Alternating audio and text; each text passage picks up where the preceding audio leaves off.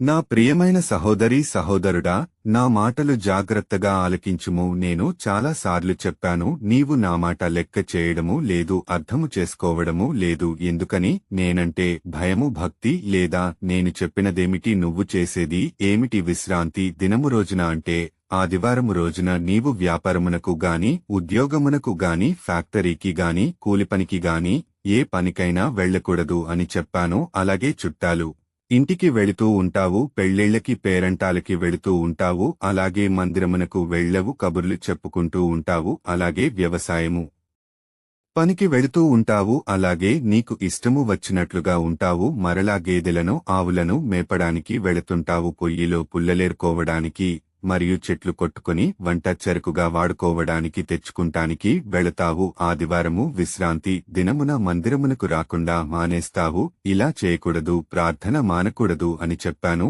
అలాగే ఆదివారము మందిరమునకు రాకుండా ఆ రోజు బట్టలు నానబెడతావు, బట్టలు నానబెట్టి ఉతుక్కుంటావు. మరియు ఆదివారము షాపింగ్ మాలుకి వెళ్తావు, సినిమాలకి వెళ్తావు, షికారులకు, పార్కులకి, పిక్నిక్లకు వెళతావు.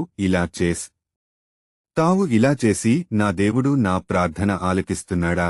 ఎందుకు నాకు ఇన్ని సమస్యలు వస్తున్నాయి? ఎవరికీ లేని సమస్యలు నాకేనా అని అంటావు. నువ్వు చేసేదేమిటి? నేను చెప్పినట్లు జీవిస్తున్నావా, నడుస్తున్నావా? లేదు కదా.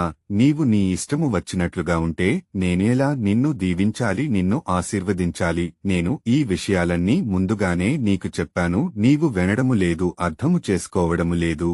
ఈ పనులన్నీ వేరొక రోజు చేసుకోమని కూడా చెప్పాను, నీవు నా మాట వినడము లేదు. బైబిల్ వాక్యము చదువున విశ్రాంతి దినమున వ్యాపారము చేయకుండా నాకు ప్రతిష్ఠితమైన దినమని నీవు అరుకుండిన ఎడల విశ్రాంతి దినము మనోహరమైనదనియు, యెహోవాకు ప్రతిష్ఠిత దినమనియు, ఘనమైన ధనియు అనుకొని దాని ఘనముగా ఆచరించిన ఎడల నీకు ఇష్టమైన పనులు చేయకయు, వ్యాపారము చేయకయు, లోకవార్తలు చెప్పుకొనకయు ఉండిన ఎడల నీవు యెహోవాయందు ఆనందించెదవు. దేశము యొక్క ఉన్నత స్థలము మీద నేను నిన్నెక్కించెదను, నీ తండ్రి అయిన యాకోబు స్వాస్థ్యమును నీ అనుభవములో ఉంచెదను. యెహోవా సెలవిచ్చిన వాక్కు ఇది. యెషయా గ్రంథము 58వ అధ్యాయము 13వ వచనము మరియు 14వ వచనము. ఆమెన్.